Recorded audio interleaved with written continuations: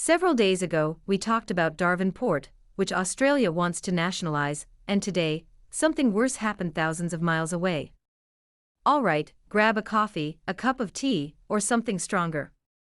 Because what happened around the Panama Canal in early 2026 reads less like dry trade news, and more like a geopolitical thriller written by someone who binge-watched House of Cards, and then decided it wasn't dramatic enough.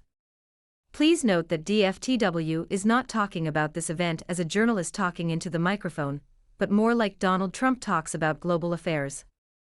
We focus on entertainment today, and some statements in this episode are purely imaginative. Many mainstream media outlets have not mentioned them. And now Clara from DFTW lifts the curtain, because clearly, this couldn't possibly get any more dramatic. Overnight, and literally overnight, in less than 10 hours, one of the busiest arteries of global trade seemed to glitch back into the handwritten paperwork era. That wasn't some internet rumor or dockworker gossip. It is a drama that no one can tell if it's true or fancy. Something flickering in the brain mirrors what happened in reality. The lights went out. Systems froze. Contracts evaporated.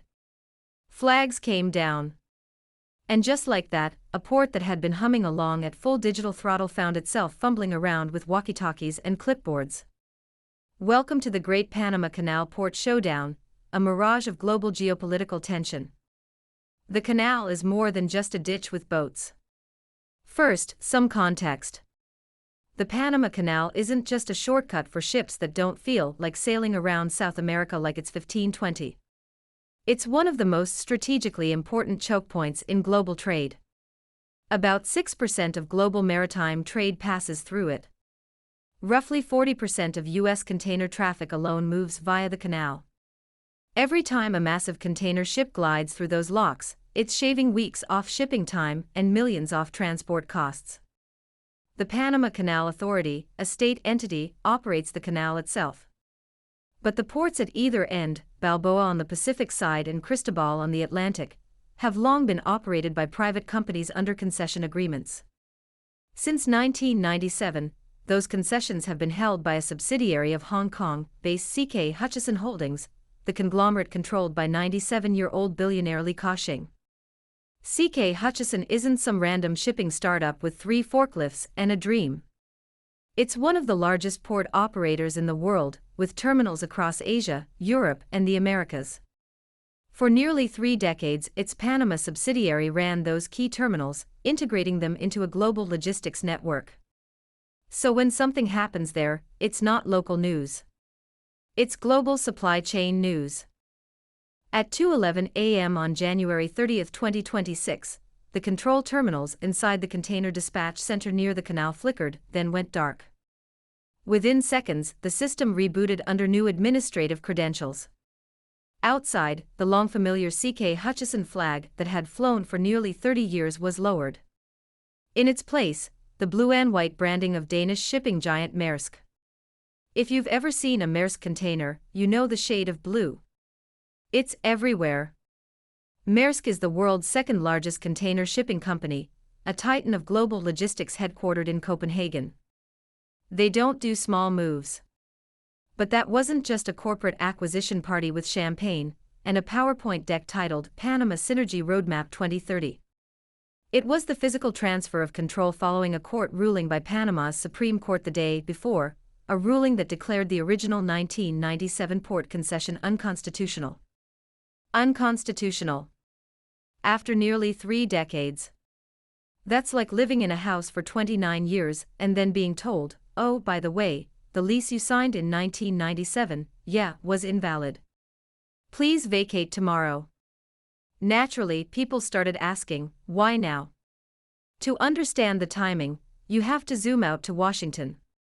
About 2 weeks before the ruling, during a U.S. Navy budget hearing, a seemingly small clause reportedly slipped into a broader document, several words emphasizing the need to de-risk strategic infrastructure from Chinese capital influence. Bureaucratic. Bland. Easy to miss. But in geopolitics, sometimes the smallest sentences carry the loudest message. Over the past decade, the United States has grown increasingly wary of China's global infrastructure footprint. Through initiatives like the Belt and Road Initiative, BRI, Chinese firms have invested heavily in ports, railways, highways, and energy projects worldwide. From Piraeus, Greece, to Gwadar, Pakistan, and to terminals in Africa and Latin America, Beijing's commercial reach has expanded significantly. From Washington's perspective, those strategic infrastructure projects operated by Chinese firms could yield geopolitical leverage, especially at critical choke points. Panama sits squarely in that category. Since switching diplomatic recognition from Taiwan to Beijing in 2017, Panama has deepened economic ties with China. Chinese companies have invested in construction, telecommunications, and logistics. While CK Hutchison is technically Hong Kong-based and publicly listed, American policymakers increasingly treat major Hong Kong conglomerates as operating within China's broader sphere of influence, particularly as the West failed in the Hong Kong riots several years ago. So when the pressure came, reportedly firm, direct, and not exactly subtle, Panama found itself in a tight spot. It's a small country of about 4.5 million people, heavily dependent on canal revenues and foreign investment. When your GDP leans on global trade, and someone whispers, National Security Review, in Washington, you have to listen carefully. On January 29, 2026, Panama's Supreme Court ruled that the original port concessions were unconstitutional. The ruling cited procedural issues and constitutional principles. It, however, did not dwell much on the international arbitration clauses embedded in the original contracts. That omission raised eyebrows. Because those contracts included provisions for dispute resolution through international arbitration bodies, meaning disputes were supposed to be handled outside domestic courts. Yet here was a domestic ruling effectively voiding a decades-old agreement overnight. To critics, it looked less like a purely legal interpretation and more like a politically convenient one. But regardless of the reasoning, the outcome was immediate: control transferred to Maersk, a giant in Copenhagen. At Maersk headquarters, executives reportedly toasted projections showing that taking over the Panama terminals could boost net profits by hundreds of millions over 5 years. The logic was straightforward: secure terminal access at one of the world's most vital trade nodes, integrated into Maersk's shipping network, improve margins. What could go wrong? It took less than a day to realize the problems. The ports were powered by a proprietary terminal operating system, TOS, developed by CK Hutchison. That wasn't off-the-shelf software you download with a subscription code. It was deeply integrated into the port's cranes, yard management systems, and container tracking networks. About 850 pieces of heavy equipment, gantry cranes, bridge cranes, and automated vehicles were linked to that system. And here's the kicker: software licenses matter. Imagine a nightmare like this. Within hours of the transfer, the system was locked. Monitoring screens went black. The equipment stopped responding. The digital nervous system of the port went silent. Workers who had been operating a hypermodern logistics hub suddenly found themselves reverting to radios and paper manifests. Efficiency dropped by around 40% or more. Imagine trying to run Toronto's Pearson Airport check-in with pens and sticky notes. Now scale that to a major global port. The Panamanian authorities did not confirm whether such a nightmare occurred, and no major international news agencies, such as the BBC, CNN, AP News, or the New York Times, have reported that the TOS system is down and that the port operation is now in the Stone Age. Hopefully, anyone who is aware of the real situation at the Panama Canal can tell us in the comments section what is really happening there. If the software freeze were the digital punch, hardware shortages would be the body blow. Much of the heavy lifting equipment's core components were supplied by Chinese manufacturers, including major industrial firms. These parts weren't generic nuts and bolts from your neighborhood hardware store. They were customized components built into an integrated supply chain. When supply contracts were suspended, sourcing replacement parts became difficult.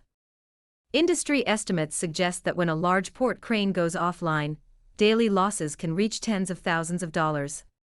Multiply that across multiple machines, across days, across weeks. Ships began piling up. On marine tracking systems, ships appear as colored dots. In the days following the takeover, vessels clustered near the canal entrances. Cargo worth billions sat idle. Some shipping companies made a tough call: reroute. Instead of risking unpredictable delays through the Panama Canal, they redirected vessels toward the Suez Canal or other routes. Longer journeys, higher fuel costs, delayed deliveries. Every extra nautical mile eventually shows up in consumer prices. Panama is a significant transit route for Latin American raw materials. Any bottleneck at a key choke point tightens supply expectations. China's response was swift and pointed. Official statements condemned the move as a breach of trust and a violation of contractual norms. Arbitration filings followed. C.K. Hutchison and related entities reportedly initiated proceedings through international channels. That wasn't just about a port anymore. It became a test case in the broader economic rivalry between the world's two largest economies. For Beijing, allowing a major overseas infrastructure asset to be stripped away under political pressure without response would set a dangerous precedent. For Washington, reducing Chinese-linked control over strategic choke points aligns with its broader de-risking agenda. Panama, meanwhile, has found itself in the middle, like someone who agreed to host a dinner party and accidentally invited two heavyweight boxers with unresolved issues. Panama may have hoped that replacing a Chinese-linked operator with a Danish one would calm geopolitical waters and unlock economic benefits. Instead, it faced mounting complications. Lost canal toll revenues during the slowdown. Potential arbitration damages. Lawsuits from port unions and contractors. Rising borrowing costs as investors reassessed political risk. Credit markets are unforgiving. Once a country gains a reputation for retroactively invalidating contracts, investors start adding a trust premium to the interest rate. Panama's sovereign rating was already at the junk level, and no one will lend money to it if the rating goes even lower. Trust, once cracked, is expensive to repair. This entire episode highlights something modern policymakers sometimes underestimate. Infrastructure today isn't just steel and cement. It's code. It's proprietary standards. It is supply chains that have been optimized over the course of decades. It's industrial ecosystems built around specific vendors and technologies. You can change the flag on the building in 5 minutes. You can't rebuild the digital and mechanical ecosystem overnight. Trying to separate infrastructure from its creators without planning for technological continuity is like taking over a spaceship without asking who has the password to the navigation system. For smaller countries like Panama, balancing relationships between major powers is a high-wire act. The canal is its crown jewel. It's leverage. It's a lifeline. But when great power competition intensifies, neutrality gets harder. Pressure increases. Choices narrow. The harsh lesson of early 2026 may be this: in a world of escalating economic rivalry, small states that sacrifice contractual credibility for short-term geopolitical alignment risk long-term financial consequences. When elephants wrestle, the grass doesn't usually win. That wasn't a shooting conflict. No missiles. No troops. But it was a battle fought through contracts, courtrooms, code bases, and supply chains. An industrial duel. The most sobering takeaway is how quickly modern systems can seize up when trust collapses. Globalization runs on predictability. On the assumption that agreements will be honored. Break that assumption, and things get glitchy. In the end, the Panama port saga wasn't just about China, the US, or Maersk. It was about the fragility of interconnected systems in an era where geopolitics and economics are increasingly inseparable.